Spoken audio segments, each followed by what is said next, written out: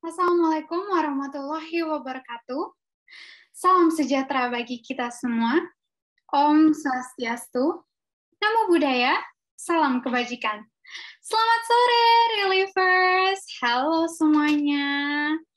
Perkenalkan, aku Yunika yang hari ini akan memandu menjadi moderator pada acara kita, acara kolaborasi dari Siberkreasi, Kominfo, dan juga Relief.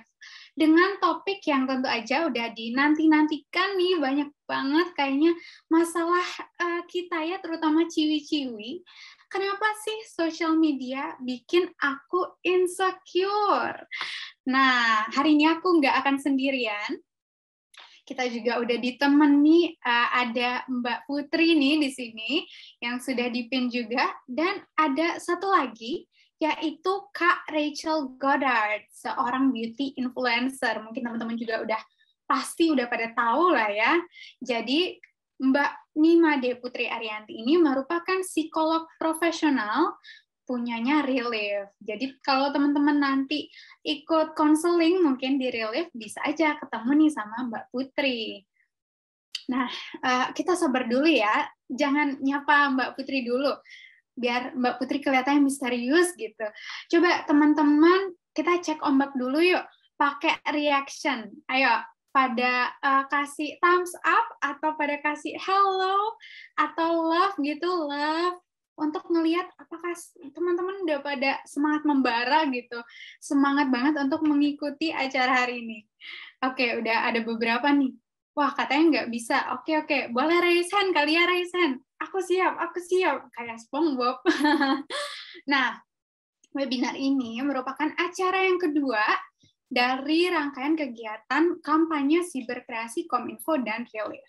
Di mana teman-teman kalau udah tahu, Relief itu adalah mental health platform, yaitu aplikasi meditasi dan konseling online dengan psikolog profesional. Salah satunya ini nih, Mbak Putri di sini. Nah, di webinar kita pada hari ini, kita tuh pengen ngebawa hashtag sehat di media digital.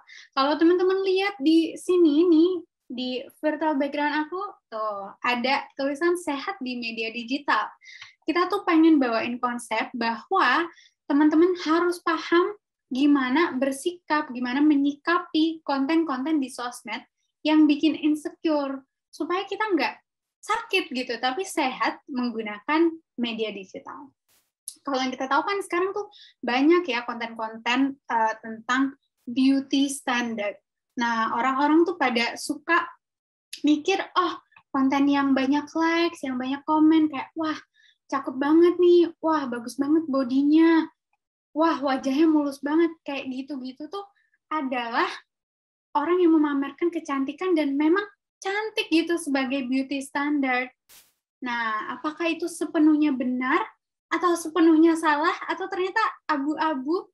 Kita akan tahu ya pada hari ini. Yang pasti kalau kalian merasa relatable banget dengan yang aku bilang bahwa sosial media itu banyak loh tempatnya orang pamer kecantikan, orang nyari likes, nyari pujian. Berarti kalian tepat banget hadir pada webinar sore hari ini.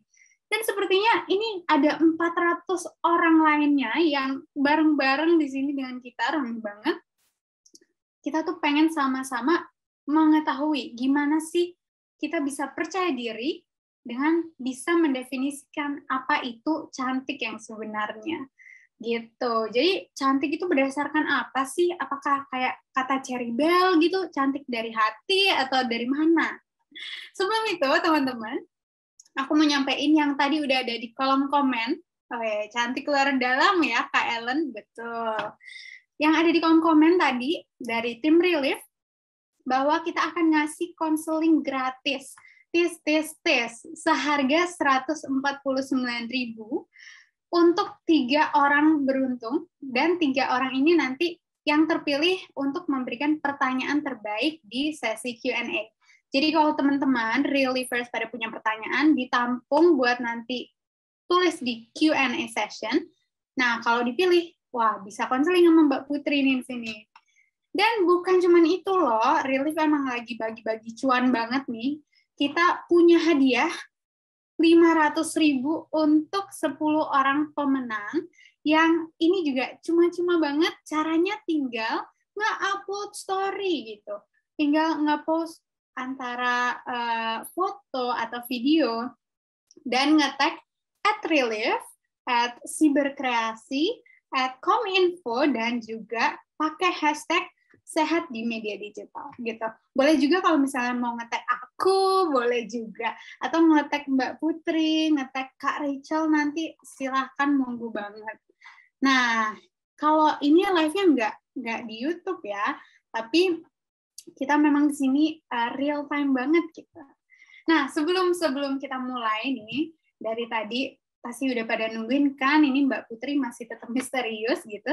Terakhir aku pengen menyampaikan etika webinar kita, yaitu teman-teman, seperti yang udah terjadi nih pada aktif berkomentar, tolong tetap aktif berkomentar ya untuk kedepannya, dan komentarnya tolong yang positif dan menghargai orang lain yang ada di ruangan juga. Juga tolong mute mic-nya ketika belum dipersilakan untuk berbicara, kecuali nanti Q&A. Dan juga yang terakhir, kalau punya pertanyaan, tulisin aja di question box, karena kita akan milih 3 pertanyaan yang terbaik gitu istilahnya ya. Dan terakhir, kalau teman-teman ada muncul caption ya, ini terjadi juga di webinar sebelumnya, kalau ada tulisan-tulisan aneh gitu caption, itu kalian boleh klik pengaturan, terus klik rapat, dan pilih opsi close caption dulu. Supaya nanti nggak mengganggu di tengah-tengah, ini apaan sih caption nggak jelas gitu. Bahasa Indonesia, bahasa Inggris nggak jelas. Nah, oke, udah ya. Buat Kak Ina ya, ini emang nggak bisa on cam dan on mic. Jadi nanti kalau misalnya kakak beruntung banget nih hari ini ya, baru bisa on cam dan on mic buat Q&A. Jadi semoga doa aja dulu supaya beruntung ya hari ini bisa ngobrol sama Mbak Putri dan Kak Rachel. Sekarang kita sapa dulu yuk speaker kita, yuk. Nih, halo Mbak Putri. Halo, selamat sore. Halo, apa kabar nih Mbak Putri? Baik, Kak Yunika. Gimana kabarnya? Aku luar biasa, semangat banget ketemu teman-teman di sini. Oke. Nah, teman-teman, Mbak Putri ini atau Mbak Nimade Putri Arianti merupakan expert reliever di Relief. Kenapa gitu? Kenapa bisa jadi expert? Karena Mbak Putri ini udah menempuh pendidikan S1 Bachelor's di Universitas Udayana jurusan Psikologi, dan juga udah menempuh S2 Masters nih di Universitas Erlangga dengan topik clinical psychology. Jadi udah expert ya. Nah, oke. Teman-teman boleh kasih komen dulu. Halo Mbak Putri. Halo Mbak Putri. Hai, Okay. halo. Wah, udah banyak banget yang nyapa nih, berasa ngefans ya. Oke, tanpa berlama-lama lagi, langsung aja ya. Aku mau menyampaikan latar belakang kita sekali lagi. Seperti yang kita tahu tuh, sekarang di dunia industri 5.0 yang digital, serba digital ini, sosial media itu kan ada bermacam-macam ya. Ada Instagram, ada TikTok, Twitter, FB, dan itu tuh punya tools sendiri kayak like dan komen, dan bahkan itu ada analitiknya gitu, analisisnya. Dan ini tuh menjadi standar apa yang orang pikir, oh ini adalah orang yang disukain oleh masyarakat, oh ini adalah orang yang emang di look up tuh gitu. Padahal kita tuh belum tentu bisa mengikuti dengan tren si standar itu, atau bahkan kita nggak mau untuk mengikuti standar itu. Tapi karena dorongan sosial media ini yang mempersempit dunia, jadi kayak, wah dia memang standar kecantikan gitu. Jadi kita pada hari ini mau mendapatkan pemahaman lebih lanjut dari Mbak Putri, dan juga nanti yang lebih komprehensif lagi dari beauty influencer dan dari segi psikologis, tentang apa aja sih standar di sosial media tentang kecantikan, lalu juga penyebabnya apa buat klinis kita, lalu dampak, dan pasti dikasih tips dong supaya hashtag sehat di media digital. Oke, silakan Mbak Putri, the floor is yours. Thank you, Kak Yunika. Mungkin bisa dibantu untuk share screen kah? Oke, nice. Baik, sebelumnya saya mau mengucapkan selamat datang dulu nih untuk teman-teman yang udah menyempatkan waktu ya di hari Kamis ceria ini, sore-sore gitu ya, mungkin habis selesai kuliah, habis selesai kerja, terus nonton webinar ini. Semoga webinar hari ini bersama Relief bisa membantu teman-teman ya untuk menambahkan informasi. Oke, karena kita membahas tentang kenapa sosial media bikin aku insecure, nanti kita akan menggali lebih dalam gitu ya. Kenapa sih bisa kayak gitu? Oke, bisa di next slide.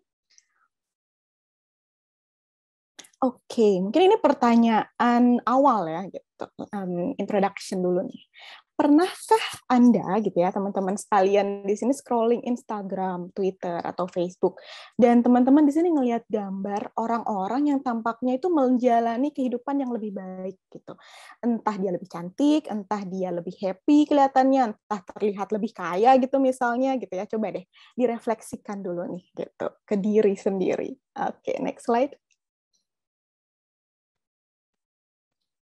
Nah, kita perlu tahu bahwa kecantikan itu sangat subjektif ya teman-teman gitu, bahwa satu orang memandang konsep cantik, tema cantik itu berbeda dengan orang lainnya kayak gitu.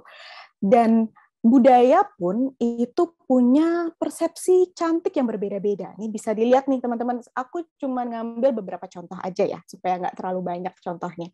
Jadi ada di suku Afar, Ethiopia, jadi masyarakat di suku Afar ini memandang bahwa perempuan yang cantik itu yang giginya runcing gitu. Jadinya ketika mereka sudah mungkin udah akil balik, kayak gitu, mereka akan meruncingkan giginya, karena menurut standar kecantikan di suku Afar, perempuan yang cantik tuh yang seperti itu gitu. Nah, berbeda nih sama wanita Dayak yang kita ketahui ya gitu di Indonesia.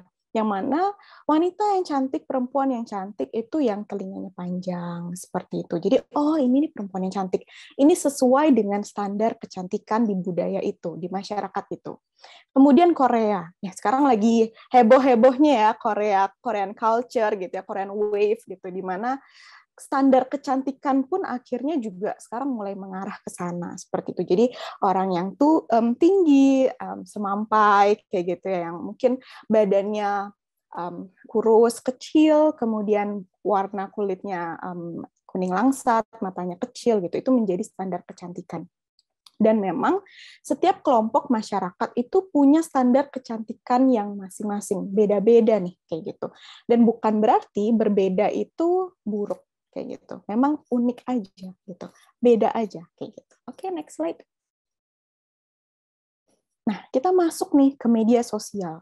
Karena sebenarnya standar kecantikan, tentang tema kecantikan itu udah dari zaman dulu nih, bahkan dari zaman Aristoteles, zamannya Plato, udah membahas nih tentang kecantikan itu sendiri. Dan sekarang karena kita udah semua base-nya digital gitu ya, internet kayak gitu ya, jadi medianya itu berubah menjadi media elektronik, yang mana media sosial itu menjadi atau digunakan untuk kita terhubung satu sama lain gitu, tujuan utamanya. Terus kita juga karena semakin canggih, kita bisa nih untuk mengonsumsi konten berita gitu ya, mendapatkan informasi dari situ dan bahkan berbagi informasi. Dan kalau kita lihat penggunaan media sosial itu, yang pertama ada WhatsApp, kedua ada Facebook, dan yang ketiga ada Instagram. Ini adalah top 3 di Indonesia penggunaan sosial media kayak gitu. Dan bisa dilihat ya jamnya, banyak nih jamnya nih digunakan untuk berada di sosial media. Oke. Nah, dan ternyata kalau misalnya kita lihat, di sini saya ambil sumbernya dari Kompas, bahwa jumlah pengguna media sosial di Indonesia itu setara dengan 61,8% total populasi pada Januari 2021. Bayangkan ya, setengahnya itu menggunakan media sosial. Wah, ramai banget ya menggunakan media sosial. Dan angka ini tuh meningkat 10 juta, sekitar 6,3% dibandingkan tahun lalu, tahun 2020.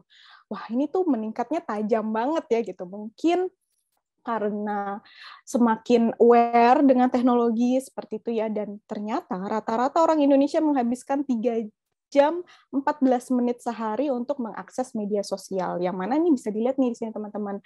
Ada yang 8 jam itu untuk browsing, kemudian ada yang chat gitu ya untuk 3 jam, ada yang baca buku misalnya kayak buku elektronik itu 1 jam, dan lain-lainnya. Jadi kita banyak banget menggunakan waktu kita tuh di sosial media. Oke.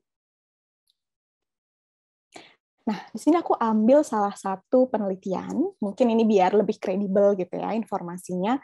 Jadi judulnya The Effects of Instagram Use gitu. Jadi ini memang khusus untuk para pengguna Instagram. Peneliti di sini melihat hasil dari para responden yang menggunakan Instagram dan melihat apa yang terjadi gitu ketika mereka menggunakan Instagram dengan penggunaan waktu yang cukup lama. Ternyata outcome-nya itu cenderung membandingkan diri kita dengan orang lain gitu. Jadi ketika kita semakin lama menggunakan Instagram, semakin tinggi kemungkinan kita untuk membandingkan diri dengan orang lain.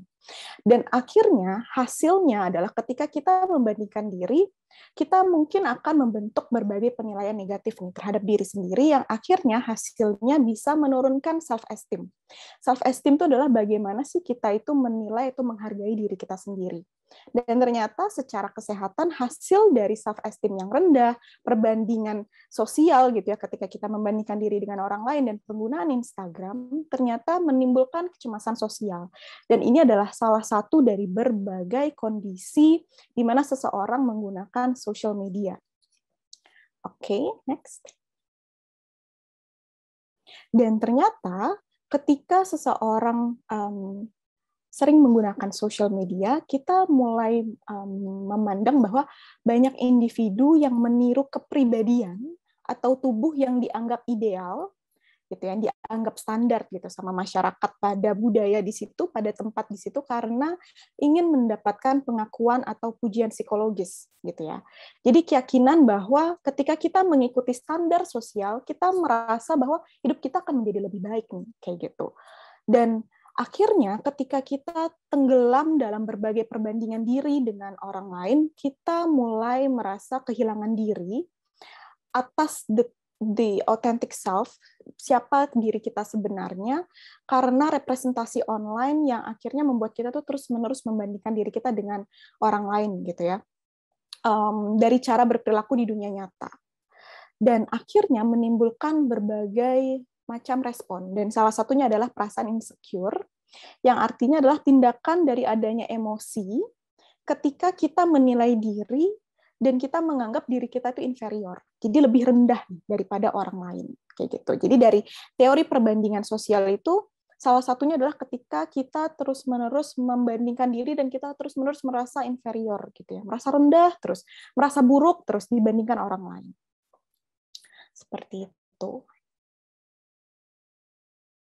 Dan menurut Theodore Roosevelt, comparison is the theft of joy. Jadi ketika kita membandingkan diri dengan orang lain gitu ya, perbandingan-perbandingan yang kita lakukan itu merebut kebahagiaan kita gitu secara individual.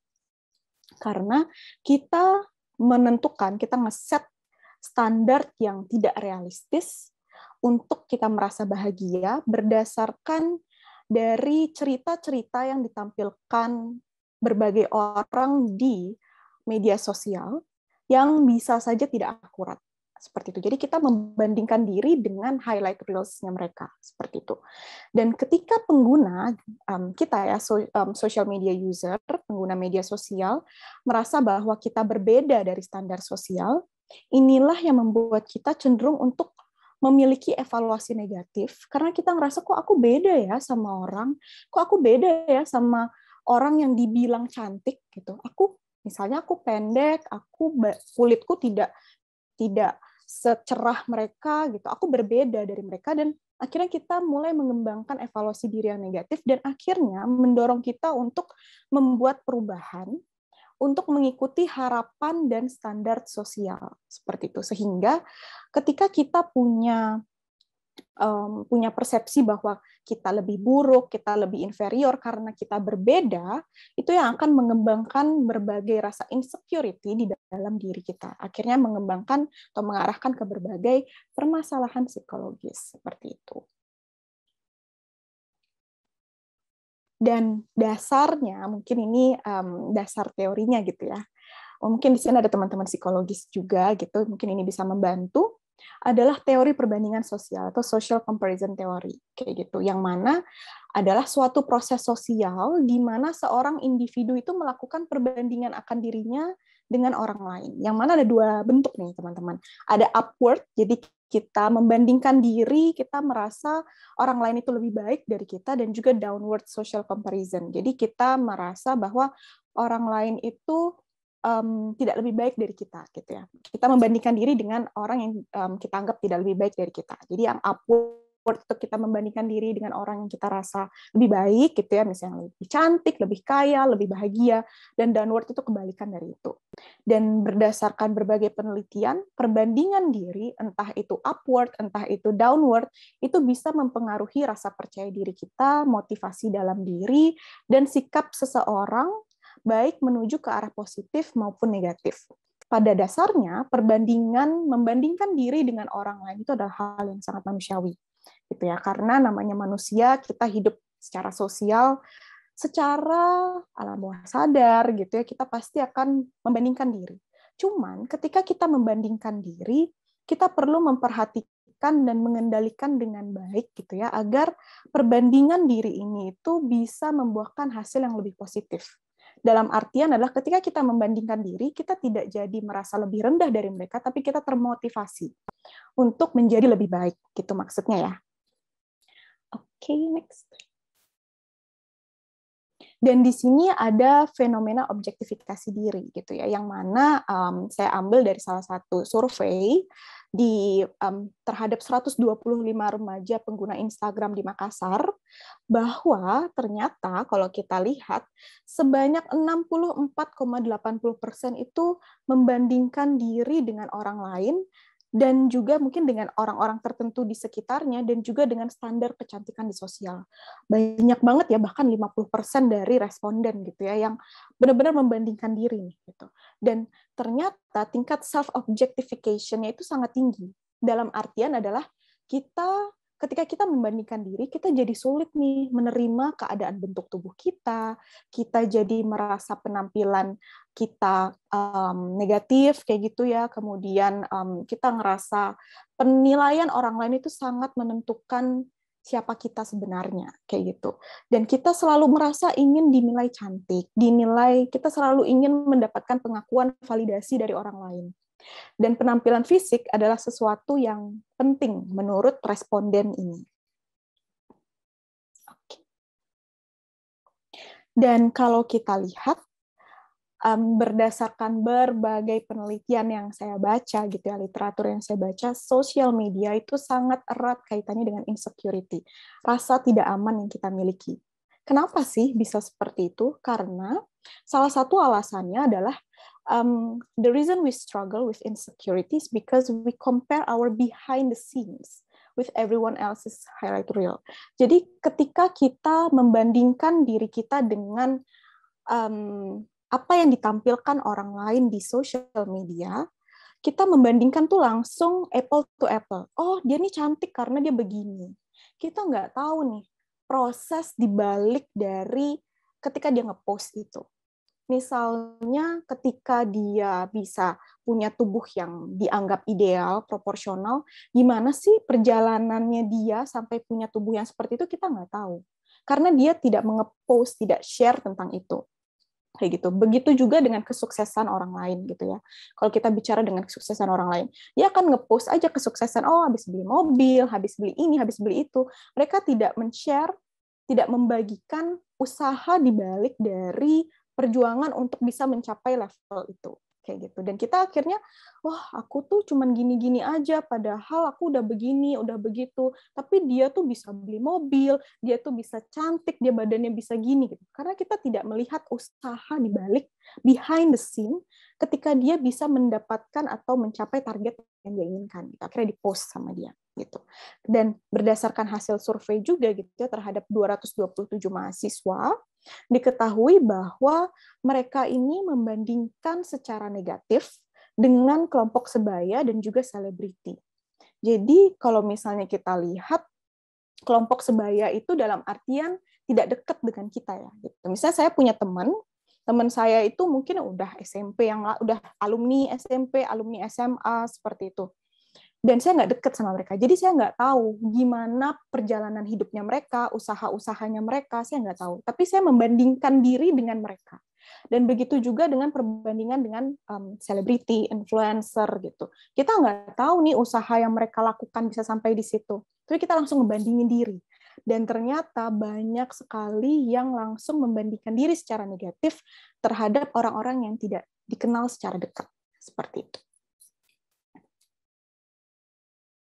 Dan di sini mungkin perjalanan standar kecantikan dan kaitannya dengan media sosial ya. Kalau misalnya kita ngeliat ada Beauty 1.0, jadi standar kecantikan itu dari sudut pandang dokter gitu ya, yang berpegangan dengan sistem golden ratio. Kemudian Beauty 2.0, jadi keinginan dari seseorang terhadap kecantikan. Jadi standar kecantikan itu dilihat dari, oh dia nih pinginnya gini, oh dia pinginnya kayak gitu. Jadi lebih kepada individu itu sendiri, maunya seperti apa. Kemudian Beauty 3.0. Jadi mereka mulai standar kecantikan itu tidak hanya menyempurnakan tampilan wajah, tapi juga mulai perawatan wajah, gitu ya, perawatan kecantikan. Dan sekarang ini kita berada pada Beauty 4.0, di mana pengaruh dari perkembangan teknologi digital, terutama media sosial, itu sangat mempengaruhi standar kecantikan kita, gitu. Dan akhirnya ketika kita punya standar kecantikan yang dari dulu kita punya gitu ya, dari dulu kita sebagai masyarakat tuh kalau misalnya kita ngelihat historinya gitu, standar kecantikan itu jadi salah satu patokan juga nih untuk kita ingin menjadi lebih baik kayak gitu. Tapi ternyata standar kecantikan ini memberikan berbagai dampak. Salah satunya terkait dengan citra tubuh atau body image seseorang, kalau bahasa psikologisnya ya, citra tubuh.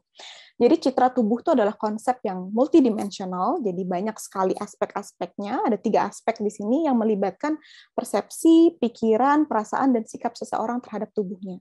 Jadi persepsi, kalau misalnya kita ngelihat di gambarnya itu, gimana sih kita melihat tubuh kita. Padahal misalnya tubuh kita itu misalnya kurus, kecil, tapi kita selalu ngelihat di kaca tuh kita gemuk, kita selalu ngelihat tubuh kita itu jelek, misalnya kayak gitu. Atau mungkin kebalikannya. Kemudian pikiran. Pikiran ini dalam artian adalah kita membayangkan, duh gimana ya kalau misalnya aku secantik A?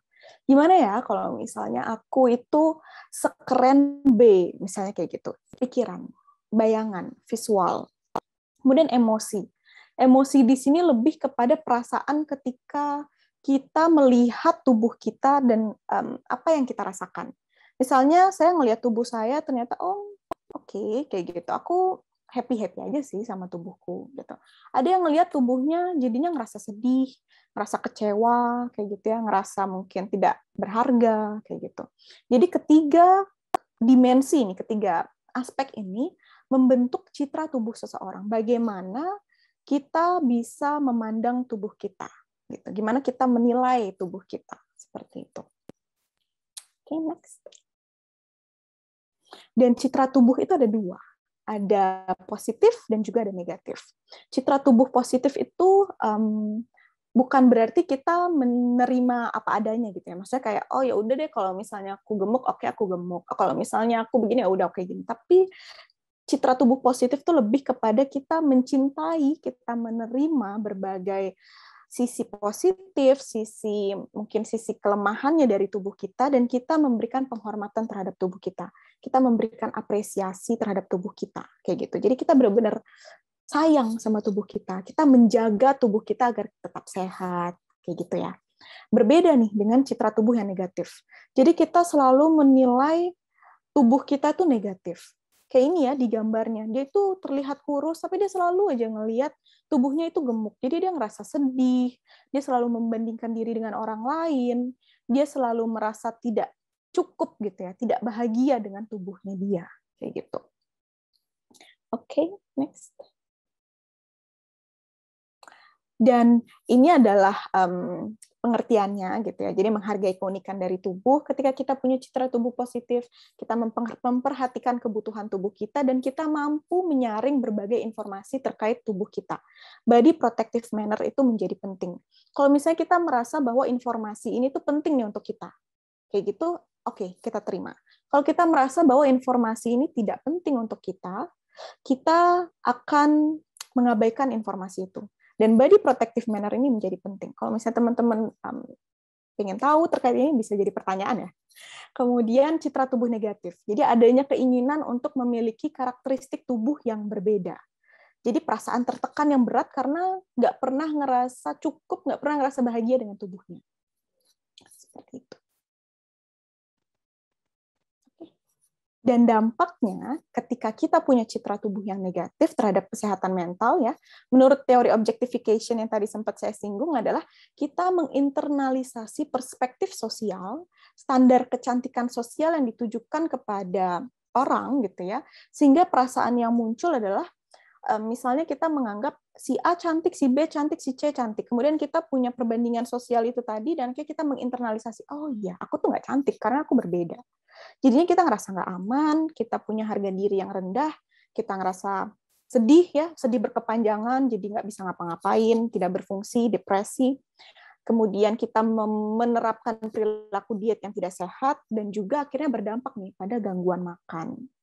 Dan bisa saja mengarah kepada bunuh diri seperti itu ya.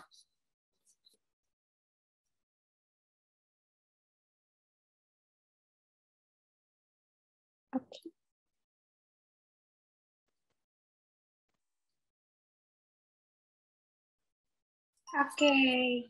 Oke, nah tadi kita udah bahas, tadi Mbak Putri udah bahas ya tentang gimana sih tentang konten-konten di sosial media itu yang akhirnya membuat kita merasa insecure gitu, membandingkan diri. Bahkan juga emang udah ada teori-teori psikologisnya, tadi ada data dan penelitian tentang perbandingan diri itu seperti apa. Dan ternyata ada juga perbandingan diri yang membuat kita menjadi positif gitu. Nah, dari situ mungkin kita bisa ya sebagai opportunity gitu. Supaya kita membandingkan diri nggak hanya kayak yang di kolom komen nih, tadi rame banget. Ada yang bilang sering bandingin dengan siapa, sampai bahkan diaktif IG, terus ada yang bilang buka pakai Google Chrome aja biar nggak tiap hari. Nah, kayak gitu-gitu. Dan ada juga tadi yang komen, ayo kita semangat, jadikan motivasi, jangan kompetisi. Nah, benar banget tuh. Jadi tadi kita udah dikasih sedikit pemahaman dan juga teori bahwa memang itu benar terjadi di lingkungan kita dan itu memang benar bisa terjadi secara natural gitu. Kalau misalnya kita mengkonsumsi terus sih sosial media ini. Sekarang kita akan berlanjut nih ke yang selanjutnya. Tadi udah ada sesi pemaparan dari Mbak Putri secara psikolog gitu, secara teori. Sesi selanjutnya tidak kalah menarik dan tadi juga udah ada yang nanya, Kak Rachelnya mana? Kita hari ini bakal dapat insight juga dari beauty influencernya langsung, yaitu Kak Rachel Goddard. Nah, Kak Rachel udah hadir bersama kita hari ini, sudah on time. Halo Kak Rachel. Hai, halo Unite, halo Putri, hai, apa kabar semuanya? Luar biasa, wah. Kak Rachel ini merupakan content creator, pasti udah pada tahu, dan sharing-sharing tentang beauty, juga ada travel, dan bahkan parodi nih, kocak banget. Coba kita lihat hari ini ya. Kak Rachel juga punya konten-konten seru, kalau teman-teman pasti udah sering pada nonton ya, pasti udah pada subscriber semua. Ada tentang buy or buy gitu, konsultasi makeup mana yang bagus, udah ada curhatan time, ada juga makeup tutorial. Nah, sekarang kita langsung ketemu nih sama Kak Rachel dan udah rame banget di kolom komentar. Oke, Kak Rachel, halo. Hari ini, sore ini kita tadi udah bahas nih gimana sih konten-konten di sosial media, terus standar kecantikannya itu seperti apa, ternyata beda-beda, dan juga penyebabnya muncul kenapa gitu secara psikologis. Nah, masih berkaitan dengan hal yang tadi Kak, tapi kita mau dari segi yang langsung dari lapangan nih, yaitu Kak Rachel kan sebagai beauty influencer juga nih, pasti banyak juga yang di sini look up to Kak Rachel sebagai beauty standard. Nah, menurut Kak Rachel sendiri, gimana sih beauty standard itu, Kak? Oke, tadi sebenarnya aku kan udah dengerin nih ya tadi PPT-nya Putri gitu kan. Terus aku langsung pas lagi ngedengerin itu langsung aku ngangguk-ngangguk gitu loh. Karena emang bener gitu, standar butik kecantikan tuh pasti beda-beda banget. Di Indonesia beda, di Jepang beda. Di Jepang tuh standar kecantikannya ada gigi kelinci, terus tadi juga ya giginya yang di Afrika ya runcing-runcing gitu. Memang standar kecantikan masing-masing negara pun beda-beda gitu. Kalau di Indonesia standar kecantikannya sudah jelas ya. Pasti udah cantiknya tuh putih, langsing gitu kan, rambut panjang, hitam. Coba aja deh kalau misalkan ke supermarket gitu kan, pasti tagline brand-brand tuh ya, pasti tampilkan kulit cantik putihmu atau kulit cantik cerahmu. Nggak ada tuh yang namanya bilang tampilkan cantik kulit gelapmu. Belum ada, belum sampai situ Indonesia gitu. Jadi memang standar kecantikan Indonesia ya itu tadi kayak bihun gitu, udah putih, langsing, kurus gitu ya. Gitu, Yunika. I see. Nah, kalau misalnya dari Mbak Putri nih, tadi kan ngomong beauty standards yang lain-lain gitu. Kalau misalnya ngomongin di Indonesia nih, apakah gimana beauty standarnya, Mbak? Oke, aku baca di salah satu disertasi ya bahwa perjalanan beauty standar di Indonesia tuh sangat dinamis seperti itu. Jadi ketika penjajahan di Belanda itu jadi orang itu punya standar kecantikan yang agak sedikit kebule-bulean kalau misalnya kita tanda kutip ya kayak gitu. Jadi sukanya tuh yang cantik yang putih gitu, misalnya hidungnya mancung kayak gitu. Tapi ketika perjalanannya kita ke tahun 2000-an di mana film Taiwan masuk gitu ya, film Hong Kong masuk kayak gitu, jadi standar kecantikannya berubah lagi nih kayak gitu. Jadi lebih kepada yang kurus, yang putih, matanya kecil kayak gitu. Standar kecantikannya seperti itu. Dan sekarang udah Korean Wave kayak gitu, jadinya berubah lagi kayak gitu. Sehingga sebenarnya memang seperti yang Kak Rachel sampaikan gitu bahwa standar kecantikan itu sangat beragam dan akan berubah seiring berjalannya waktu. Jadi tidak akan mungkin stuck di satu standar kecantikan aja. Kalau misalnya kita ngelihat di BuzzFeed juga kan berbagai perjalanan kecantikan bisa dilihat di sana dari zaman Victoria sampai sekarang itu sangat terlihat gitu. Jadi memang sangat beragam dan di Indonesia sendiri kalau sekarang sih kalau yang aku lihat cermati memang standar putih menjadi salah satu tagline-nya kayak gitu. Tapi kalau aku lihat sekarang fenomenanya mungkin udah lebih diverse ya gitu ya bahwa banyak influencer yang menjadi salah satu standar juga, maksudnya tidak selalu putih tapi terkait dengan warna-warna misalnya kayak shade foundation ya Kak Rachel ya udah mulai beragam juga. Betul. Seperti itu. Iya. Jadi udah mulai lebih baik lah gitu ya. Udah mulai mengarah ke peragaman. Yes. Benar ya. Kita juga lihat itu yang tadi dibilang sosial media juga udah pada kalau model-model mungkin ada yang emang beragam kayak gitu ya. Nah, tapi ini kan memang mereka tuh pada advertise-nya di sosial media. Dan bahkan juga Kak Rachel ini kan mulai booming banget tuh karena sosial media gitu. Kenapa sih Kak akhirnya Kak Rachel bisa booming di sosial media itu dan menjadi standar kecantikan nih lewat sosial media itu? Oke, kalau dulu nih ya sebelum ada sosial media, pasti kan orang-orang tuh membutuhkan media-media seperti kayak majalah, koran, TV, itu merupakan sebuah sarana gitu kan sebagai sebuah acuan gitu no. Terus udah gitu kalau sekarang karena zaman sudah berubah gitu ya, ada yang namanya media sosial, ya kita harus sebagai manusia harus mengikuti perkembangan zaman ya kan. Nah, karena di sosial media itu kayaknya lebih gampang untuk untuk ngeracun gitu kan. Nah, mulai dari tuh 2015 gue suka bikin makeup tutorial, tapi ya karena memang kulit gue yang gelap ini, ya udah kayak nggak kepengen diputih-putihin gitu loh, emang nggak kepengen terlihat putih juga gitu. Gimana sih? Yang namanya juga lahir di Indonesia ya, yang matahari sama kulit kita tuh jaraknya kayak cuma 5 cm ya kan. Terus gue juga tipe orang yang suka banget traveling. Otomatis kulit gue nggak akan nggak akan putih gitu loh. Maksudnya gini loh, kalau misalkan standar kecantikan orang-orang gitu ya, dibilang ya udah kalau misalkan gendut gitu ya bisa diet kurus. Tapi kalau warna kulit mau diapain sayang? Mau digimanain? Mau diubah seperti apa? Bingung kan? Maka dari itu gue memang tipe orang yang ya udah emang kulit gue kayak gini, and I'm so proud being tan.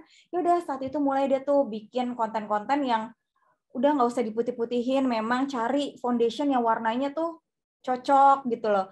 Nah, berkesinambungan tuh dimulai dari 2015 itu juga mulai banyak brand-brand makeup terutama lokal yang sudah mengerti juga bahwa kulit-kulit orang Indonesia tuh nggak cuma putih doang gitu.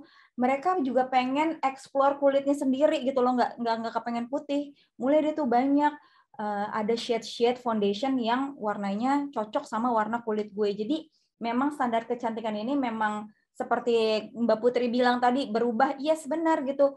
Karena adanya influencer juga, brand-brand yang lain juga ngikutin perkembangan zaman gitu loh. Jadinya sekarang ini orang kebanyakan sih ya sudah mulai bergeser gitu. Yang nggak apa-apa, nggak putih juga nggak apa-apa. Tapi gue juga tetap kelihatan cantik kok gitu. Iya bener banget. Ini Kak Rachel memang cantik banget. Dari ngomongnya pun kayak cakep gitu.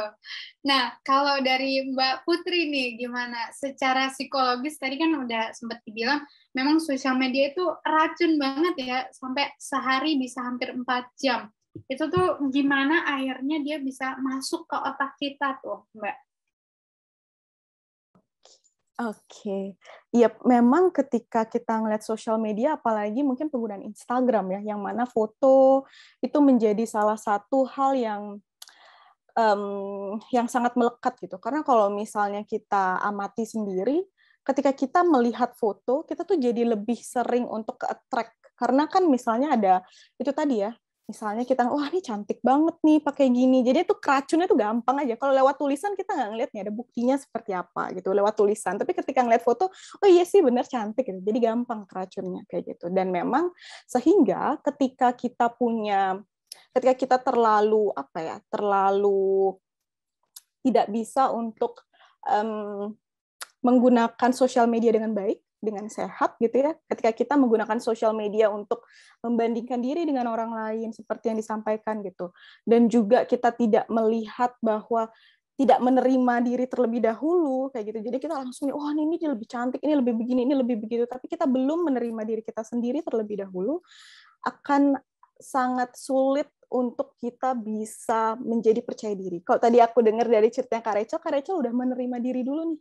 Oke, memang begini kondisinya gitu. Memang tubuhku begini dan aku cantik apa adanya. Kayak tadi aku baca di chat gitu ya, aku cantik gitu. Dengan apapun kondisi tubuhku, jadi kelihatan terpancar auranya gitu ya. Jadi lebih percaya diri dan orang jadi ngelihat lebih attract aja kayak gitu.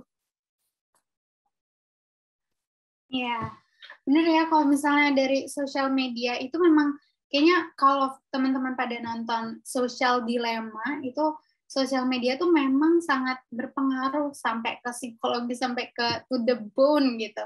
Dari gimana konten-konten itu bisa ada foto-foto dan video.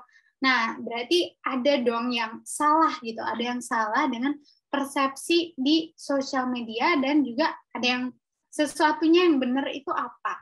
Nah, boleh dari Kak Rachel dulu kasih tahu nih reveal sebenarnya apa sih yang mungkin sering followers-followersnya itu curhatin gitu ke Kak Rachel, dan boleh kasih tahu sebenarnya itu salah loh dan sebenarnya ini yang benar gitu. Maksudnya gini kali ya, kayak misalkan curhatan lebih ke self love gitu mungkin. Benar gak sih? Gitu ya.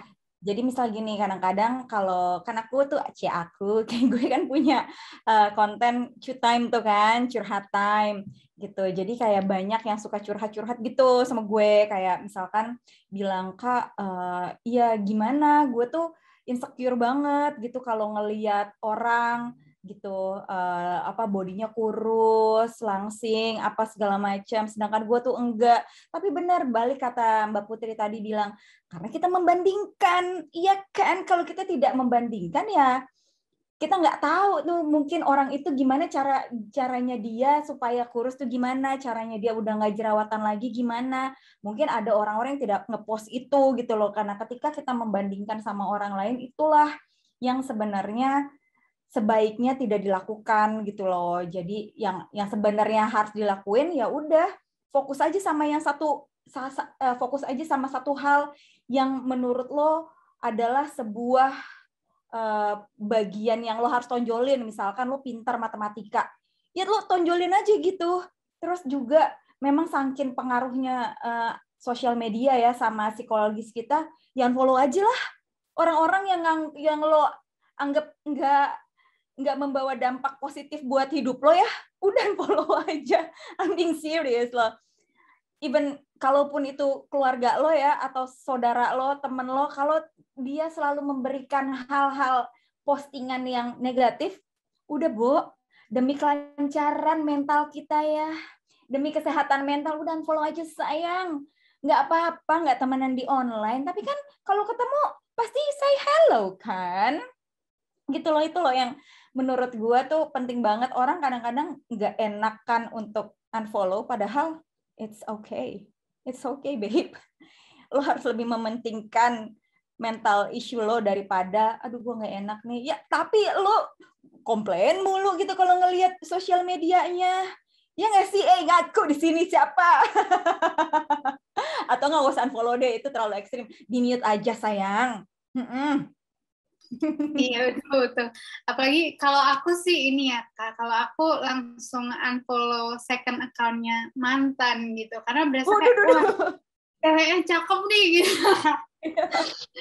Oke, lanjut ya biar nggak offside. Kalau dari Mbak Putri nih, Mbak Putri biasanya sering dicurhatin apa sih sama para relievers?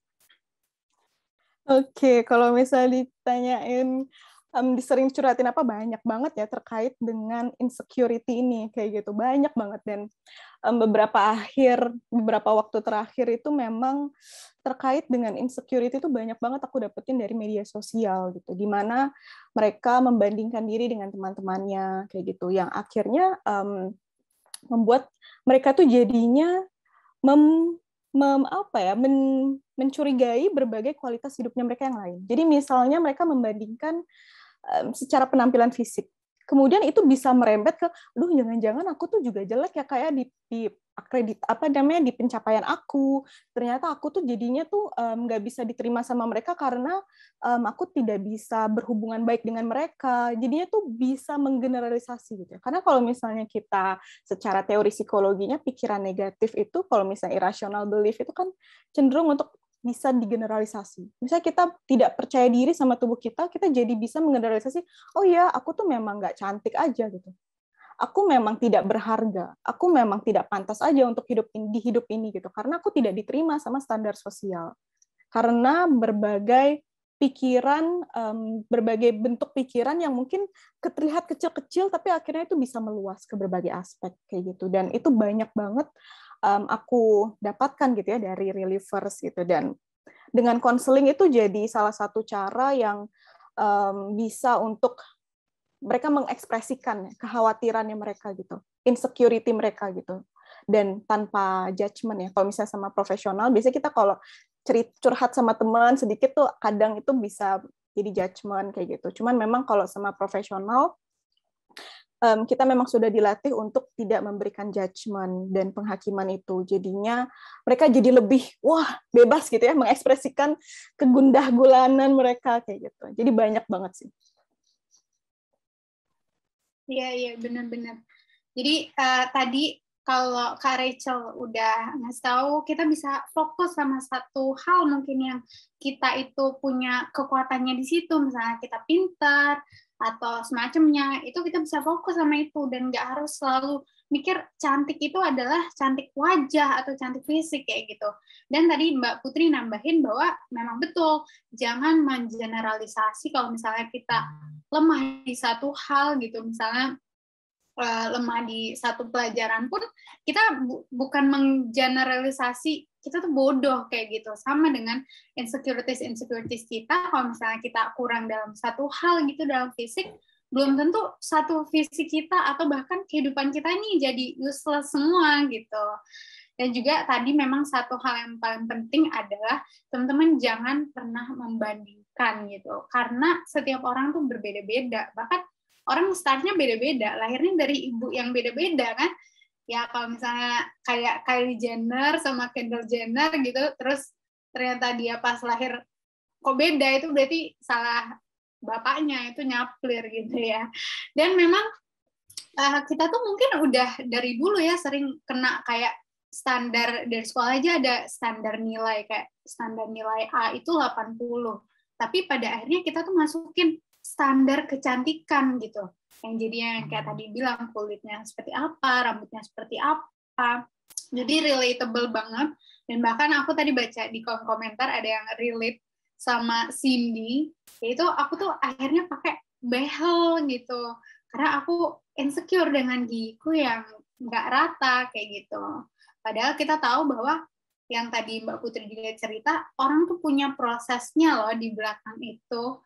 Nah, kayak gitu. Jadi aku malah mikir, beauty is pain, man. Gigi gue behalan sakit. Nah, lanjut lagi nih. Kalau menurut Kak Rachel, jadi apa sih dampak psikologis yang dari berlomba-lomba ngikutin standar ini? Kalau dari dampak psikologis, aku tuh sebenarnya kurang paham ya. Mungkin Mbak Putri lebih mengerti ya kan. Kalau sebagai orang awam, ya itulah tadi gitu. Kayak misalkan kepengen mulu aja. Kalau dampak buat gue ya, kepengen misalnya, Diana baru beli tas baru.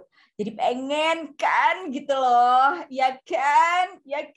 Terus kalau yang bagusnya gitu kan jadi termotivasi untuk bekerja keras. Tapi ada juga yang pengen jalan singkat, sayang. Apa tuh? Adalah jalan singkat, jadinya ujung-ujungnya ngutang. Demi pengen punya tas baru. Demi pengen kelihatan keren. Demi pengen kelihatan diterima sama masyarakat, Ciela, sama komunitasnya. Mungkin gitu kali ya kalau dari dampak secara orang awam. Nah, mungkin Mbak Putri yang lebih bisa menjelaskan dampak psikologisnya tuh gimana, Mbak Putri? Oke. Kalau Kak Rachel jadinya temennya banyak yang ini ya, ngepet kayaknya. Gara-gara itu kepengen ini, terus insecure ini, itu gitu. Oke. Kalau dari Mbak Putri nih, gimana? Oke, sorry. Sebentar ya, Kak Rachel lucu banget jadi terbawa nih. Oke. Kalau secara dampak psikologisnya sih memang insecurity itu pasti, jadi insecure itu kan adalah suatu kondisi ya ketika kita itu membandingkan diri gitu. Seperti yang Kak Rachel sampaikan, ada yang termotivasi menggunakan cara yang berproses karena dia tahu tidak mudah untuk mendapatkan itu. Jadinya dia menggunakan cara yang berusaha gitu. Tapi dengan ketika kita insecure, ada yang termotivasi dengan cara yang pintas singkat itu tadi. Ada juga yang tidak melakukan apa-apa karena dia berpikir bahwa ya udah gitu. Apa yang bisa aku lakukan? Ketika aku begini salah, aku tidak memenuhi standar sosial juga enggak juga kayak gitu. Aku tidak ada baik-baiknya. Jadi banyak banget klien yang datang ke aku ketika aku tanyakan apa ya kelebihan Anda? Mereka nggak bisa jawab karena mereka selalu fokus pada kelemahannya, sisi negatifnya gitu. Dan ketika ditanya sisi positifmu apa sih kayak gitu, nggak tahu Kak, aku nggak tahu, aku tidak bisa terfikirkan itu. Dan ketika ditanya sisi negatifnya, wah banyak banget, bisa sampai puluhan mereka bisa mencatat itu ya. Kalau misalnya pakai worksheet itu wah banyak banget gitu. Tapi ketika kita bertanya kelebihan dan kelemahan, jadi kelemahan yang harus ada catatannya, di-improve. Kelemahan apa yang Anda mau improve kayak gitu. Mereka bisa mulai untuk ternyata tuh aku punya kelebihan dan ada kelemahan yang emang sebaiknya aku terima dan bisa aku improve. Misalnya adalah public speaking, misalnya kelemahanku di public speaking nih dan itu mau aku improve supaya aku bisa diterima, supaya aku bisa bersosialisasi dengan orang lain gitu. Jadi tidak selalu fokus kepada penampilan fisik. Karena kita perlu tahu juga bahwa kualitas diri kita tuh kan nggak hanya dari fisik ya gitu. dari berbagai, kayak tadi Kak Rachel bilang gitu, dari berbagai pencapaian kita, misalnya bagaimana sikap kita, misalnya kita empati sama orang lain, itu juga perlu kita hargai gitu. Oh, aku bisa nih berempati sama orang lain, aku bisa nih untuk membantu orang kayak gitu. Hal-hal kecil yang perlu kita syukuri, gitu, yang kita punya gitu ya. Mungkin tidak banyak orang punya gitu. Dan itu adalah salah satu hal yang perlu untuk selalu direfleksi sama diri sendiri. Ya, memang berarti memang kalau misalnya dampaknya itu ada juga orang yang tadi kayak Kak Rachel bilang ada yang jalan pintas, terus ternyata ada juga orang yang nggak ngapa-ngapain, ada juga yang tadi seperti disebutkan di materi jadi depresi dan segala macam. Nah, tadi aku dengar ada sebuah tantangan nih dari Mbak Putri. Boleh coba teman-teman sekarang tuliskan di kolom komentar apa sih kelebihan kalian, 3 aja deh. 2 deh, 2. Coba teman-teman, kan tadi udah rame tuh di kolom komentar. Banyak yang komen-komen, banyak yang curhat, sedih-sedih. Coba sekarang tuliskan 2 kelebihan kalian di kolom komentar. Oke, saya cakep, saya keren. Oke, pengertian dan sabar. Bisa melukis, wah keren banget nih. Punya senyum yang bagus, ramah. Oke, nah kita mulai belajar kan yang tadi dampaknya jangan cuma membandingkan itu berdampak negatif, tapi kita juga bisa punya dampak positif dari apa yang kita lihat di sosial media. Jadi kita bisa melihat, wah aku punya juga strength, tapi mungkin yang lain gitu. Nah kalau Kak Rachel nih, Kak Rachel sendiri dari menjadi beauty influencer dan juga banyak teman-teman yang menjadi beauty influencer gitu, yang di look up sama orang-orang, mungkin harus tahan dengan kata-kata orang. Apalagi mungkin di awal-awal waktu Kak Rachel baru muncul, mungkin ada banyak yang bilang, wah ini nggak cantik, seperti tadi karena kulitnya berbeda. Nah, itu Kak Rachel gimana sih? Apakah capek harus jadi menunjukkan best self-nya, atau memang happy-happy, cuan-cuan? Dan gimana sih Kak Rachel bisa menyikapi orang-orang itu sampai akhirnya berhasil gitu menjadi beauty influencer yang memang wah 3 miliar subscribers Kak. Oh 3 miliar, amin. 3 miliar, 3 juta. Amin. Iya, jadi waktu awal-awal sih sebenarnya terberat itu karena ini siapa sih nih perempuan? Udah hitam ya kan, kecil, pendek, tingginya sesapu. Ngapain lagi di media sosial? Ya namanya beauty standar, beauty vlogger itu ya pasti cantik. Kalau ngomong itu seperti diva, ya kan? Terus ini siapa gitu loh? Ya pasti banyak tuh awal-awal bilang, ini siapa sih nih perempuan gak tau malu banget, yang kayak gitu ada gitu. Tapi ya udah gitu kan, memang dari dulu gue anak negeri ya, cobaan mental tuh banyak ya. Kalau di sini anak negeri ya selamat ya.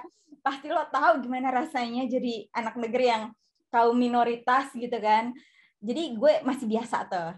Terus mulai ketika gue munculin suami gue gitu, ada beberapa di video-video gue suami gue ada gitu. Mulai tuh banyak banget tuh komen-komen kayak, waduh ini TKI Indon udah nyampe aja nih ke Kazakhstan. Dulu gue tinggal di Kazakhstan kan. Terus ada lagi yang komen bilang gini, aduh, pantas aja kulitnya hitam, selbul ya, gitu. Sakit. Udah suka nongkrong di Jaksa ya, aduh. Itu rasanya tuh langsung sedih banget gitu. Itu gue 2 hari, gue kayak mikirin gitu, nangis kayak, kenapa ya? Emang what did I do wrong gitu. Gue bertanya sama diri gue, emang salah gue tuh di mana? Gue cuman berpikir bahwa video-video gue tuh nggak ada yang nonton, tapi ternyata banyak yang nonton kan. Di otak gue kayak, ini orang-orang ini kenapa kalau lo nggak suka, kenapa sih just leave me alone gitu loh. Kenapa lo harus nge-type things like that? It makes me really painful gitu kan. Gue sedih banget, terus gue ceritalah ke suami gue. Gue bilang, kenapa ya? Gue kan nggak kenal sama dia. Ada juga yang kenal, bener ada yang kenal. Nge-DM gue, Rachel, lo stres ya di Kazakhstan? Lo udah mulai gila ya? Gitu. Gue langsung mempertanyakan, emang iya ya? Gue tuh mempertanyakan itu sampai 2 hari gue nggak tidur, kayak tidur gelisah, lagi tidur enak-enak terus kayak kebangun kepikiran gitu loh DM yang tadi gitu kan. Terus suami gue bilang gini, coba lo baca lagi apa namanya komen-komennya. Di situ kan ada lagi tuh 40 komen katakanlah ya, 40 komen. Yang komen yang jeleknya paling cuma 1 atau 2. Kenapa lo fokus sama 1 yang 2 itu? Kenapa lo nggak fokus sama 38 komen yang telling that you are really good what you do gitu loh. Apa yang lo lakuin itu bagus gitu. Kenapa lo nggak fokus sama hal yang itu? Ngapain lo fokus ke komen yang justru bikin lo down, dan itu juga fake account gitu, kayak cuman pengen nyakitin perasaan lo doang. Memang ada orang-orang yang kayak gitu. Kenapa? Karena mereka, kita harus sadar dulu, mereka itu hidupnya bitter. They have a bitter life. Hidupnya pahit gitu loh. Jadi dia pengen orang lain juga merasakan hidup pahit kayak dia gitu. Lo harus ngerti dulu hal itu. Oh ya juga ya. Ya udah, semenjak saat itu gue kayak udah di-delete aja komen kayak gitu tuh, biar selain lo juga kayak namaste gitu ya bacanya, zen gitu ya, udah di-delete aja. Juga kan ada komen-komen kayak gitu memancing orang untuk komen yang jahat juga gitu.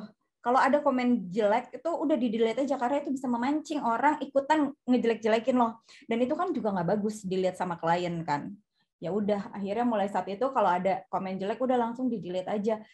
Dan ya udah, sekarang kayak hidup gue lebih, ya udah kayak lebih bisa menerima gitu loh, sama akan selalu ada gitu. Jadi ya namanya juga hidup ya, Bo.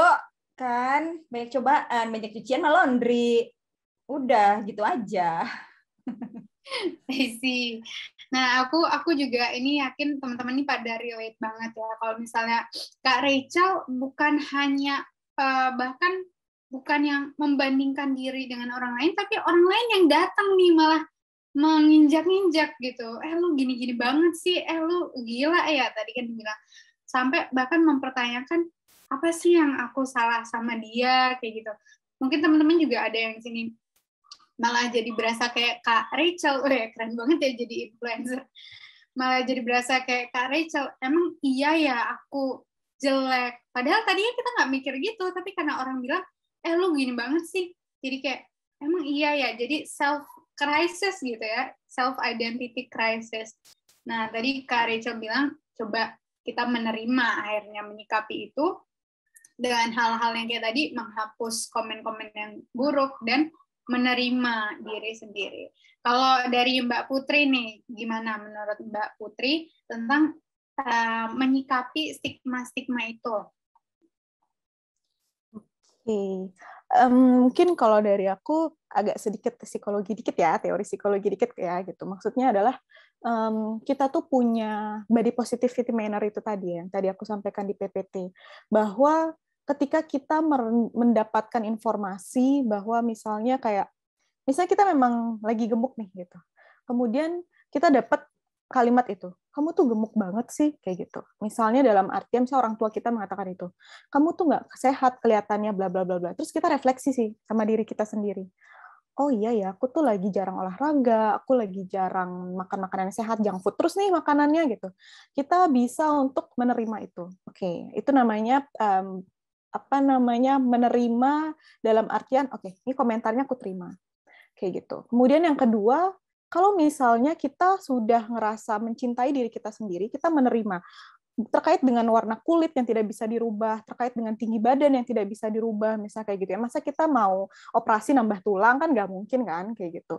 Jadinya kita bisa untuk menolak hal itu. Dengan Kak Rachel misalnya kayak tadi, ya udah di-delete aja gitu. Kalau kita ngerasa ya udah memang begini tubuhku, aku tidak bisa merubahnya gitu, dan misalnya standar sosialnya tidak seperti itu, aku tidak memenuhi standar sosial, so what, kayak gitu. Karena aku memang seperti ini.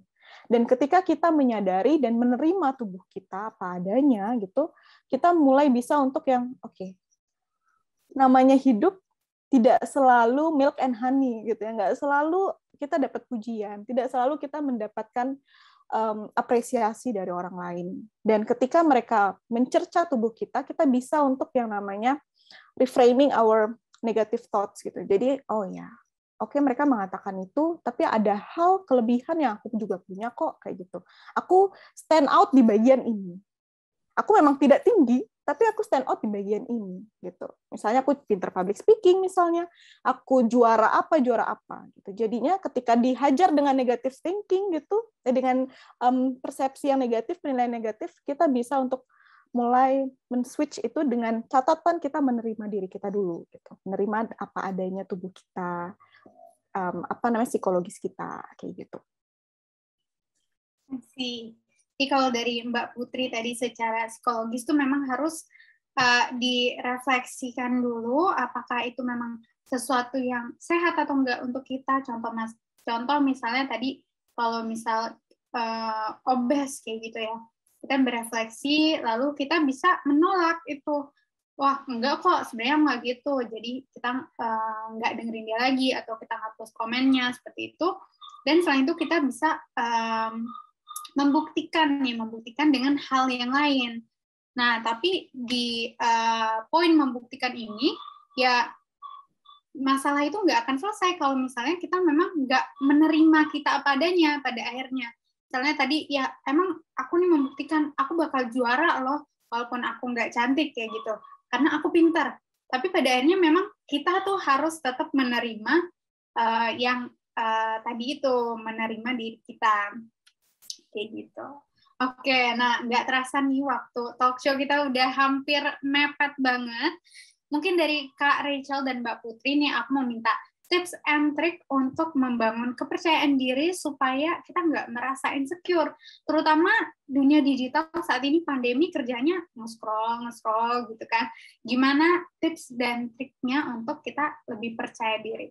Boleh dari Kak Rachel dulu deh. Oke.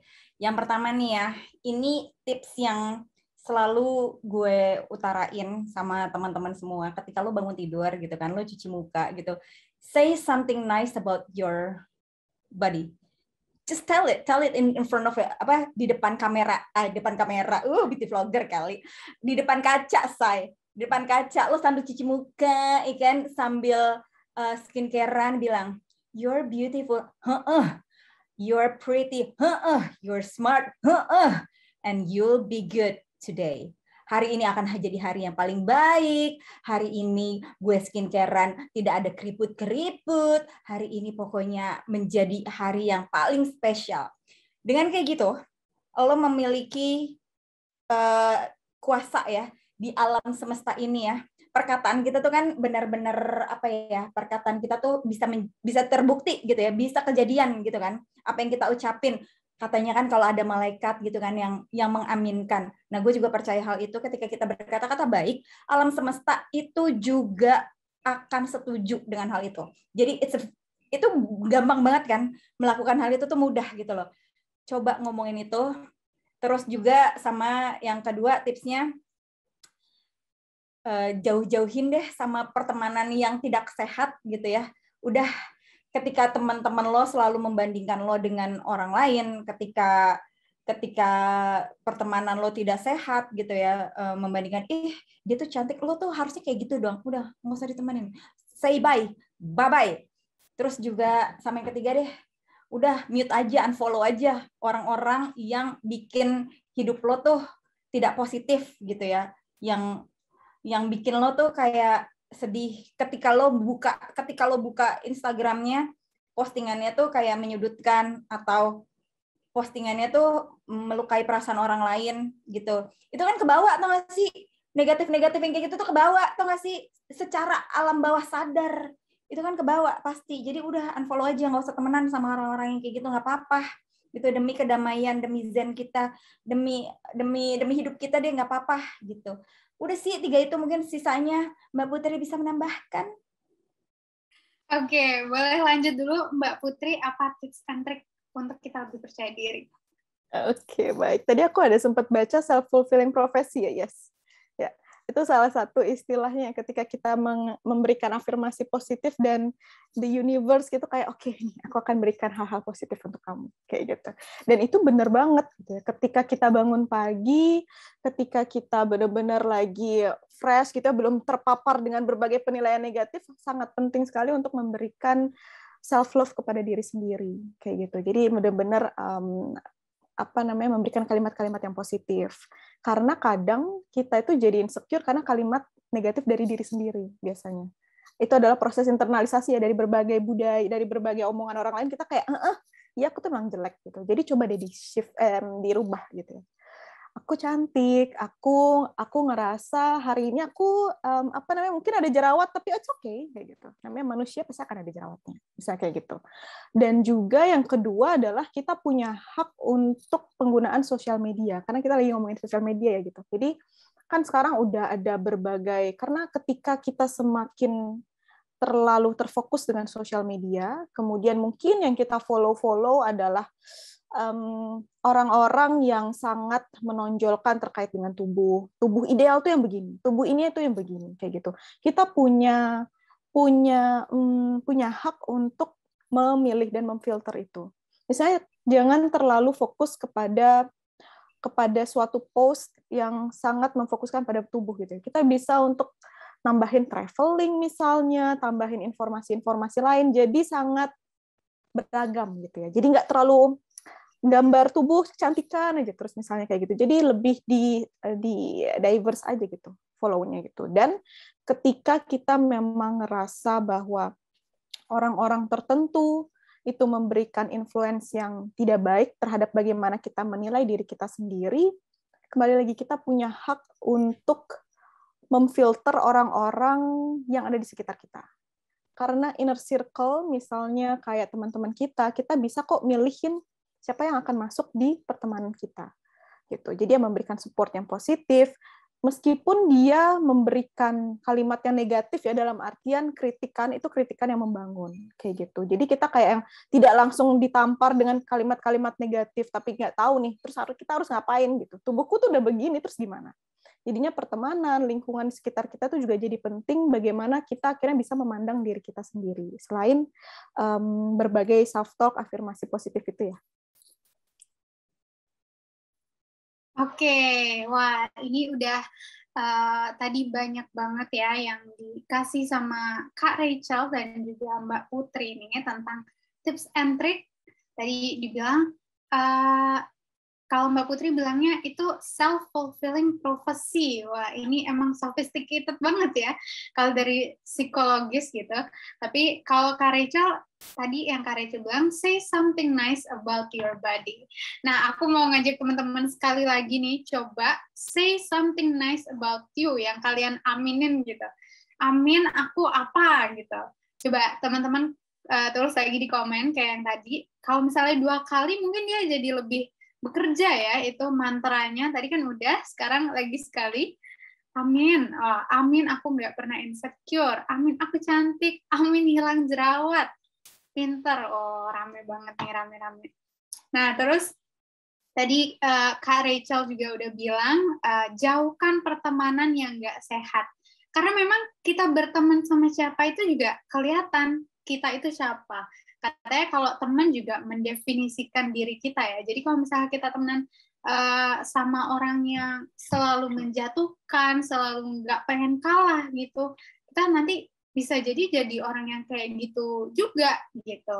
Nah, tadi tambahin juga sama Mbak Putri, kita tuh punya hak untuk memfilter apapun di sosmed. Jadi kita bisa pilih-pilih juga temannya seperti apa yang mau kita biarkan untuk ngasih kita kritik, ngasih kita komentar, dan kita bisa remove tuh dari followers. Ntar kalau ditanyain pas ketemu, ya bilang aja kepencet kali ya. Nah, mungkin kayak gitu. Tadi kita udah belajar banyak banget ya dari sesi talk show kita dan juga dari pemaparan materi. Dan teman-teman thank you banget udah pada rame di kolom komentar. Nah, sekarang kita bakal punya kesempatan untuk 3 pertanyaan. 3 pertanyaan yang ada di kolom Q&A. Udah ada lebih dari 100 nih. Kita boleh lihat dulu ya, aku mau pilih. Teman-teman yang kepilih, tolong on mic. Bakal dikasih kesempatan buat on mic ya. Yang pertama dari Safira Armina Liva. Apakah Kak Safira ada di sini? Boleh tulis di kolom komen dulu. Kak Safira, halo. Oke, ada. Boleh. Kak Safira, silakan. Halo Kak Rachel, Kak Putri. Halo. Aku mau nanya, sebenarnya ada beberapa pertanyaan sih, cuman yang paling pengen aku tanyain tuh, kalau misalnya kita udah terlanjur nih berpikir negatif gitu, misalnya tentang, oh ya kayaknya emang saya nggak pinter atau nggak cantik kayak gitu, gimana sih cara kita ngilangin si irrational belief yang tadi dibahas itu? Dan gimana sih caranya nanggepin orang yang misalnya ngomentarin kita dengan negatif gitu. Kalau misalnya tatap muka gitu ya. Kan kalau misalnya di sosial media bisa kita delete atau kayak gitu. Cuman kalau misalnya face to face nih gimana sih Kak? Kayak gitu. Makasih. Oke, boleh dari Kak Rachel dulu, silakan. Waduh, ini sebenarnya pertanyaannya tepat banget nih kalau ditanya sama Mbak Putri. Aku jawab yang kedua aja ya. Aku jawab yang kedua aja ya. Kalau gue ya, ini balik lagi. Mental orang kan beda-beda ya kan. Kalau gue udah lumayan kebal say gitu. Misal gitu, ternyata Rachel Goddard pendek banget ya. Iya dong, kan gampang dipeluk. Udah, ketawain aja. Soalnya kalau kita kesel, dia tambah seneng. Ya nggak sih? Udah, ketawain aja supaya orang kalau ngeledek gitu ya, kalau ngeledek terus dia pengen kita marah dong, ya kan?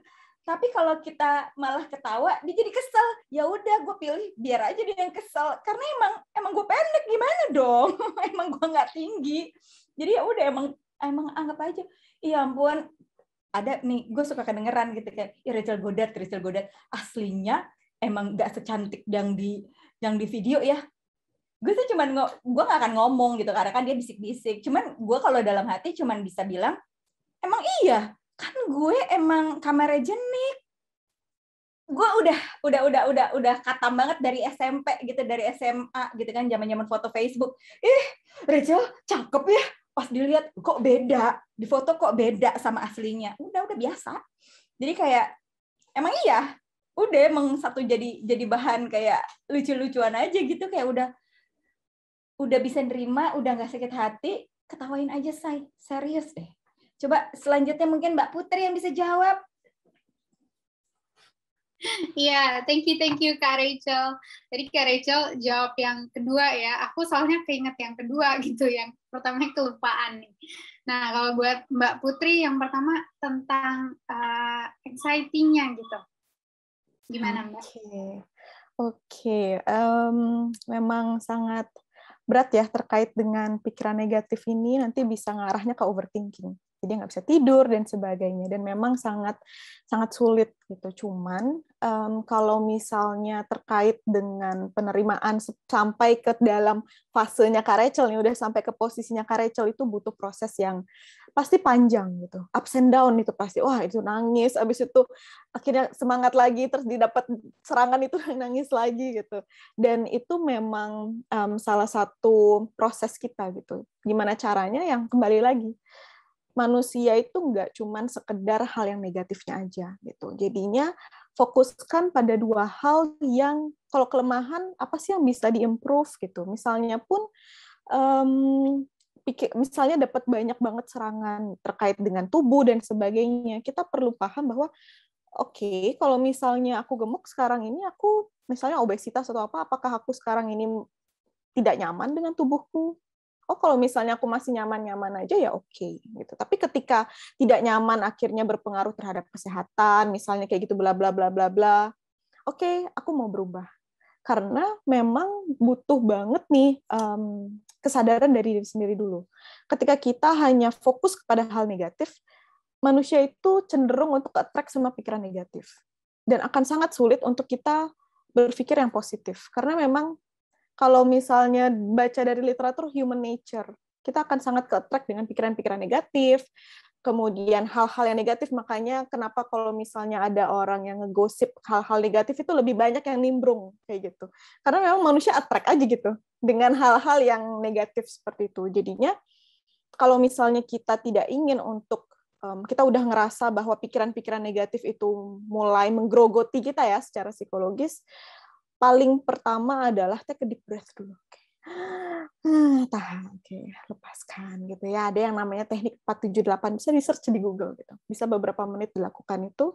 Kemudian katakan sama diri sendiri, ada namanya reframing negative thoughts itu ya, dengan cara berterima kasih sama pikiran yang muncul. Oke, terima kasih pikiranku sekarang ini aku sedang berpikir bahwa aku jelek, aku sedang berpikir bahwa aku tidak ada gunanya. Tapi ketika kita menyadari bahwa itu hanya pikiran, kita tidak langsung menggeneralisasi bahwa itu kita, gitu. Jadinya sadari bahwa itu hanya pikiran, kemudian mulai untuk melihat sisi kelemahan dan juga kelebihannya. Oke, aku memang mungkin banyak orang mengatakan aku tidak secantik orang-orang pada umumnya, tidak secantik standar sosial, gitu. Cuman aku punya kelebihan yang aku bisa appreciate kepada diriku sendiri, aku bisa ngerasa nyaman dengan diriku sendiri, kayak gitu. Dan itu kalau tidak bisa mencapai ke sana, misalnya sulit sekali untuk bisa berpikir seperti itu, alangkah lebih baiknya memang untuk ke profesional. Ini bukan promo ya, cuman memang ketika kita lagi down, pada posisi yang down, semua hal itu pasti negatif gitu. Karena kita akan selalu ketika kita berusaha untuk positif, pasti pikiran kita kan negatif lagi nih gitu. Jadi kita menginternalisasi iya gitu. Tapi ketika kita mendapatkan perspektif yang baru, entah itu mungkin profesional, entah itu dari teman yang lebih bisa menerima kita apa adanya, tidak menghakimi, kita dapat ya nggak semua orang sih punya pikiran yang tidak menerima aku, misalnya kayak gitu sih. Oke, baik-baik. Nah, tadi buat Kak Safira, semoga bisa menjawab ya, Kak. Iya, terima kasih banyak. Luar biasa banget jawabannya. Makasih, Kak. Oke, thank you Kak Safira. Tadi kita ada teknik 478 dan juga ada reframing negative thoughts. Boleh dicoba. Ada juga boleh ke profesional, ke relief, karena nanti ada ada free voucher. Tapi tunggu ya sampai kelar. Dan juga tadi Kak Rachel udah ngasih tanggapan yang sangat simpel sebenarnya. Kalau misalnya aja kita semua bisa hidup sesimpel itu gitu. Sesimpel itu, ketawain aja, bilang ya udah, terus kenapa kayak gitu kan. Jadi orang tuh malah merasa gue nggak work ya kayak gitu, gue nggak bisa ngejatuhin dia. Nah, oke, lanjut lagi ya ke pertanyaan kedua dari Kak Mega Dwita. Apakah ada di room? Kak Mega. Pas banget nih lagi komen. Halo Kak Mega. Bisa on mic, Kak? Oke. Halo Kak. Silakan Kak Mega.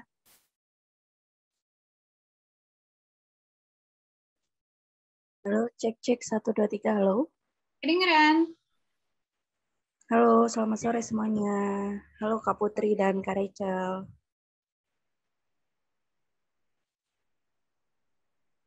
Jadi tadi aku udah mendengarkan sebagian karena tadi sambil kerja. Aku mendengarkan sebagian penjelasan dari Kak Putri juga dari Kak Rachel tentang ceritanya.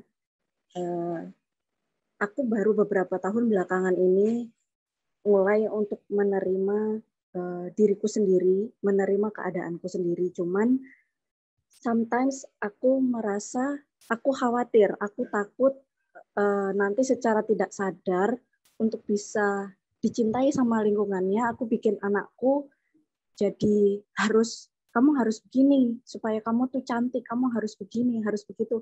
Aku kadang-kadang takut sekali secara tidak sadar untuk bikin anak-anakku kelak kayak gitu. Itu gimana ya Kak Putri, ini khususnya ke Kak Putri, sama Kak Rachel juga. Kak Rachel kan juga udah punya anak ya. Itu gimana cara mengendalikannya supaya kita kelak nggak jadi kayak gitu ke anak kita sendiri gitu, Kak. Terima kasih. Oke, thank you Kak Mega atas pertanyaannya. Ini buat Mbak Putri dulu. Gimana kira-kira kalau dari psikolog untuk reframe kita menjadikan anak tuh harus sempurna gitu? Oke. Memang terkait dengan fenomena ini tuh banyak banget aku temuin ya gitu, di mana orang tua ketika tidak bisa mencapai target tertentu, misalnya ketika mudanya dia akan melimpah ruahkan itu pada anaknya.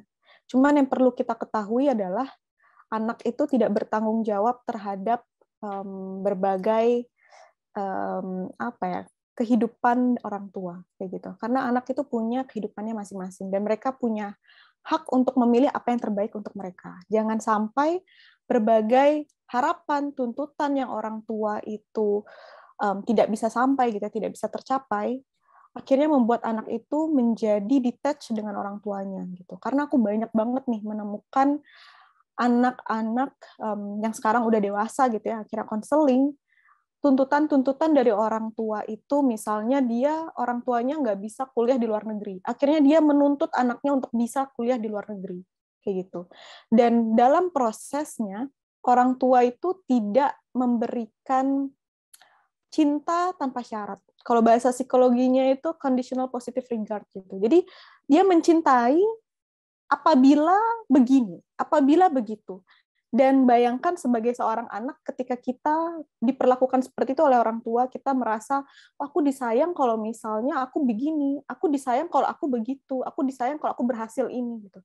Pasti akan sangat berat kayak gitu ya sebagai anak gitu. Jadinya sebagai orang tua kita perlu untuk bersikap empati, memposisikan diri kita ketika kita sebagai anak gitu, memposisikan diri kita sebagai anak bahwa tidak enak gitu diperlakukan seperti itu, dan nantinya terkait dengan cinta bersyarat itu akan berefek terhadap berbagai kehidupannya ketika dewasa.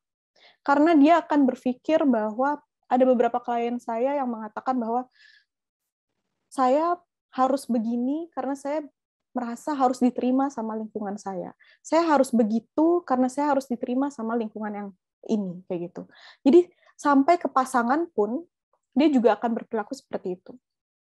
Oh, aku dicintai sama pasanganku kalau pasanganku begini nih kayak gitu. Dan dia akan selalu haus dengan kasih sayang dan cinta itu dari luar, sehingga dia tidak bisa nih merasakan kebahagiaan tuh dari dirinya sendiri. Dan itu sangat tragic ya menurut saya gitu. Sangat kasihan gitu individu yang seperti itu. Mungkin itu tanggapan dari saya. Semoga membantu ya. Oke. Thank you Mbak Putri. Nah, ini sekarang dari mamihnya sendiri nih, kalau dari Kak Rachel gimana tuh Kak mendidik anaknya supaya kira-kira anak itu parentingnya bagus dan dia juga punya freedom dan self-esteem sendiri? Jujur ini tuh berat banget ya, karena gue kan sebenarnya di konten gue juga gue nggak pernah share parenting karena gue tuh takut gitu loh, karena gue pun masih belajar, gue tuh pasti masih bikin salah, gue masih banyak bertanya-tanya gitu, gue pun ke psikolog anak gitu loh untuk ini tuh seharusnya gimana sih, karena anak gue satu-satunya gitu kan. Of course semua orang tua pengen anak-anaknya tuh berhasil, tapi gue tahu ekspektasi yang ketinggian itu justru bisa ngerusak mental anak gitu. Gue pengen anak gue begini gini. Terus gimana gitu loh, anak gue tuh masih umur 3 tahun. Satu hal yang gue belajar dari teman gue ya, dia anaknya udah lebih besar gitu ya. Gue belajar dari banyak orang tua gitu, pengalamannya dia gimana, tanya-tanya gitu kan, sama orang-orang yang kompeten gitu. Coba dikasih reward gitu. Jadi kayak misalkan nih, EJ tuh lagi belajar, kemarin-kemarin ini lagi belajar untuk nggak pakai Pampers. Tahu ya, 2 minggu pertama, banjir di mana-mana, sayang. Mau marah nggak bisa, anak masih belum mengerti gitu ya. Tapi gue selalu bilang, EJ kan udah pipis di lantai nih. Coba ambil apa itu namanya, sapu pel, tolong dipel, kan ini pipisnya EJ. dipel, area dipel. Gitu. Nanti malam gue bilang, Eje kan tadi pipis tuh di celana. Seharusnya pipisnya di mana? Diajak ngobrol gitu loh. Di toilet. Iya, besok kalau misalkan pipis di mana? Di toilet. Oke, di toilet ya. Ya, walaupun selama 2 minggu itu tidak dong pipis di toilet ya, tapi tetap gitu loh dikasih tauin yang gimana sih kita memposisikan diri sebagai anak, pengennya di gimanain sih sama orang tua kita gitu loh. Itu gue mencoba untuk menaruh itu loh, maksudnya kayak mikir, oke, gue pengennya diomonginnya kayak gini nih sama nyokap gue. Ya, gue mencoba hal itu gitu. Ayo, besok kalau misalkan pipis di mana? Tetap aja itu berulang kali. Kalau mau pipis di mana? Di toilet. Nanti kalau misalkan dia udah kayak beneran pipisnya di toilet, gue kasih reward gitu loh. Yeay, Eji pinter banget, tepuk tangan gitu. Kayak dia seneng gitu kan. Tapi kalau misalkan dia masih pipisnya masih di lantai, ya gue bilang nggak apa-apa ya, hari ini nggak apa-apa, tapi besok mungkin Ejil bisa lebih baik ya kan, bisa kan pipis di toilet gitu. Jadi diobrolin aja gitu loh, jangan dimarah-marahin karena kan dia juga masih belum ngerti gitu. Dan ilmu parenting gue tuh kayak masih cetek banget deh gitu, kayaknya masih banyak orang-orang lain yang bisa lo tanya gitu. Kalau dari gue palingan gitu aja, sayang. Oke, nah itu dia, semoga Kak Mega bisa terbantu ya. Mungkin sebagai orang tua yang masih muda. Oke, nah Kak Mega terima kasih atas pertanyaannya. Jadi tadi usahakan memang kalau sebagai orang tua gitu yang baru belajar, ya belajarlah gitu. Sama seperti kita, kalau misalnya kita mau berbisnis, ya kita belajar dulu bisnis ya kan. Kalau mau punya anak, belajar dulu gimana biar kita bisa parenting yang bagus gitu. Jangan sampai hanya mengulangi parenting dari orang tua yang dari masa lalu, itu pun bahkan harus dievaluasi kayak gitu ya.